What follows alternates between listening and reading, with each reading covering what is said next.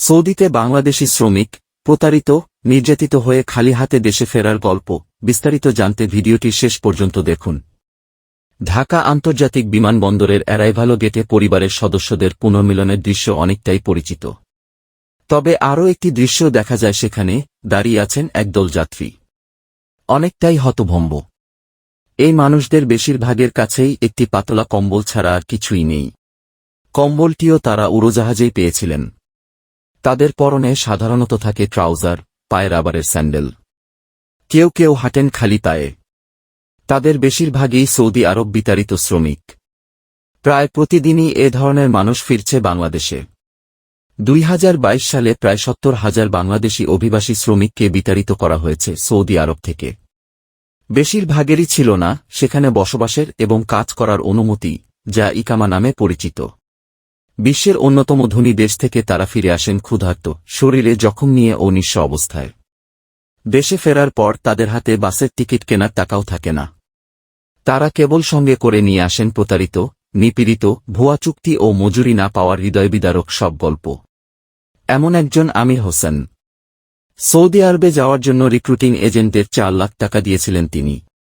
কিন্তু মাত্র 1 বছর পরই তাকে দেশে ফেরত পাঠানো হয়। এই 1 বছরের মধ্যে 9 মাস বিনা বেতনে কাজ করেছেন তিনি। আরেক ব্যক্তি বলেন, আমাকে বলা হয়েছিল আমি একটি 5 তারকা হোটেলে কাজ করব, কিন্তু শেষে কাজ করতে হয়েছে একটি চায়ের স্টলে। তৃতীয় ব্যক্তি বলেন, তিনি 3 মাস কাজ করেছেন, কিন্তু মাত্র 1 মাসের বেতন পেয়েছেন। 2034 সালের ফুটবল বিশ্বকাপ আয়োজন করতে যাচ্ছে সৌদি আরব।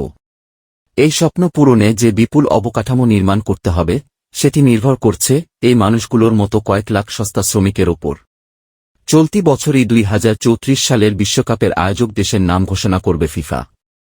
আয়োজক হিসেবে দ্বিতীয় কোনো দেশের নাম আসেনি। ফলে সৌদি আরবের স্বাগতিক হওয়ার ব্যাপারে কোনো সন্দেহ নেই। আর এটি হলে নাটকীয়ভাবে দেশটিতে বাংলাদেশি কর্মীর চাহিদা বেড়ে যাবে বলে ধারণা করা হচ্ছে। তবে সৌদি নিয়োগকর্তাদের হাতে শ্রমিকদের নিপীড়িত হওয়ার অভিযোগ ফিফার কাছে গেলে নেতিবাচক প্রভাব পড়তে পারে।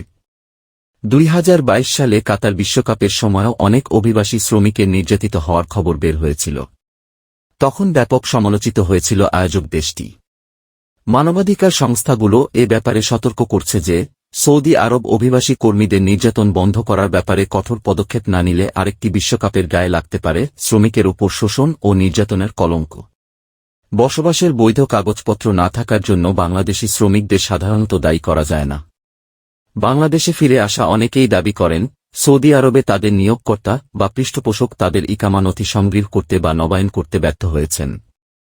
সৌদি আরবে 3.5 বছর কাজ করা মোহাম্মদ রহমতুল্লাহ বলেন, আমার বস আমাকে না জানিয়ে আমার ইকামা বাতিল করে দিয়েছেন। পুলিশ আমাকে ধরে আমার বসকে ডেকেছিল। বস এসে পুলিশকে বললেন আমাকে দেশে ফেরত পাঠাতে। তার কাছে আমার 6 মাসের মজুরি পাওনা। আবার অনেক বাংলাদেশি শ্রমিকের অভিযোগ, তাদের ইকামার বৈধতা থাকলেও সৌদি আরব থেকে বের করে দেওয়া হয়েছে। শাহাবুদ্দিন নামের এমন এক ব্যক্তি বলেন, আমি পুলিশকে বলেছিলাম আমাকে গ্রেপ্তার করছেন কেন? তারা আমাকে চুপ করতে বলেছিল। মানবাধিকার সংস্থা অ্যামনেস্টি ইন্টারন্যাশনাল বলছে, সৌদি আরবে অভিবাসী শ্রমিকদের অবস্থা অত্যন্ত খারাপ এবং শ্রমিকেরা সেখানে স্পন্সরশিপ ব্যবস্থার অধীনে নির্যাতিত এবং শোষিত হচ্ছে। হাজার হাজার মানুষকে নির্বিচারে অমানবিক পরিস্থিতিতে আটকে রাখা হয়েছে, নির্যাতন করা হয়েছে। শেষে তাদের ইচ্ছার বিরুদ্ধেই পাঠিয়ে দেওয়া হয়েছে নিজ দেশে। সৌদি আরবে কাফালা সিস্টেম বাতিল করা হয়েছে। এই ব্যবস্থার অধীনেই নিয়োগকর্তার সঙ্গে আবদ্ধ থাকতেন শ্রমিকেরা। তবে অভিবাসীদের অধিকার বিষয়ক সংগঠন মাইগ্র্যান্ট রাইটস অর্গানাইজেশনের সম্পাদক আলী মোহাম্মদ বলেন, নিয়োগকর্তারা ওয়ার্ক পারমিট প্রত্যাহার বা নবায়ন না করার ক্ষমতা রাখেন। শ্রমিক পালিয়ে গেলে মামলাও করতে পারেন। শ্রমিকের বিরুদ্ধে কাজে অনিয়মিত থাকার অভিযোগ তুলে দেশ থেকে বিতাড়িত করতে পারেন। তিনি আরও বলেন, অভিবাসীদের গ্রেপ্তার এবং নির্বাসনকে নিয়োগকর্তাদের এখতিয়ারে রাখা এই ধারণাকেই শক্তিশালী করে যে সৌদি কর্তৃপক্ষ অভিবাসীদের কেবল শোষণযোগ্য শ্রমিক হিসেবেই বিবেচনা করে। ব্রিটিশ সংবাদ মাধ্যম দ্য গার্ডিয়ানের সঙ্গে সাক্ষাৎকারে শ্রমিকেরা বলেছেন, তাদের রাস্তায় আটক করা হয়েছিল বা সকালে নাশতা খাওয়ার সময় তুলে নিয়ে যাওয়া হয়েছিল। এরপর তাদের সরাসরি নিয়ে যাওয়া হয়েছিল আটক কেন্দ্রে। সেখান থেকে তাদের পাঠিয়ে দেওয়া হয়েছিল দেশে। এর আগে আটক কেন্দ্রে রাখা হয়েছিল 1 থেকে 2 সপ্তাহ। এই আটক কেন্দ্রের অবস্থা অনেক ক্ষেত্রেই ভিন্ন হয়। অনেকে বলেন তাদের রাখা হয়েছিল বিশাল এক ঘরে।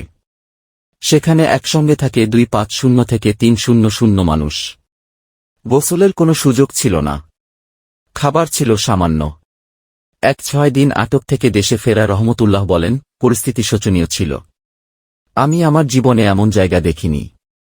সৌদি আরব থেকে বিতাড়িত হয়ে বাংলাদেশ ফেরত শ্রমিকদের অবস্থা সাধারণত নাজুক থাকে। প্রায় সব অভিবাসী শ্রমিককেই উপসাগরীয় দেশটিতে কাজের জন্য রিক্রুটিং এজেন্টকে টাকা দিতে হয়। বাংলাদেশিদের কাছ থেকে এই ফি সর্বোচ্চ। অনেককে তাদের নিয়োগের খরচ মেটাতে পারার আগেই বাড়ি ফিরতে বাধ্য করা হয়। সৌদি আরবে 2-6 বছর কাটিয়ে আসা 6-5 বছর বয়সী সাবির আহমেদ ঢাকা বিমানবন্দর এসেছেন ছোট একটি ব্যাগ নিয়ে। তাতে প্রায় কিছুই নেই। বাসে বাড়ি যাওয়ার টাকাও তার কাছে নেই।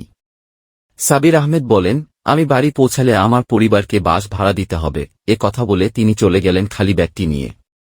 3 দশক কাজ করার পর খালি ব্যাগটি ছাড়া তার কাছে আর কিছুই নেই। সৌদি আরবের মানব সম্পদ ও সামাজিক উন্নয়ন মন্ত্রণালয় এক বিবৃতিতে বলেছে, কাজ এবং আবাসিক বিধি লঙ্ঘন করেছে বলে প্রমাণিত ব্যক্তিদেরই প্রত্যাবাসন করেন তারা।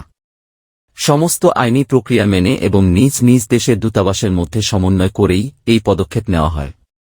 বিবৃতিতে আরও বলা হয়েছে, আটক কেন্দ্রগুলোর সর্বোচ্চ আন্তর্জাতিক মান নিশ্চিত করা হয়।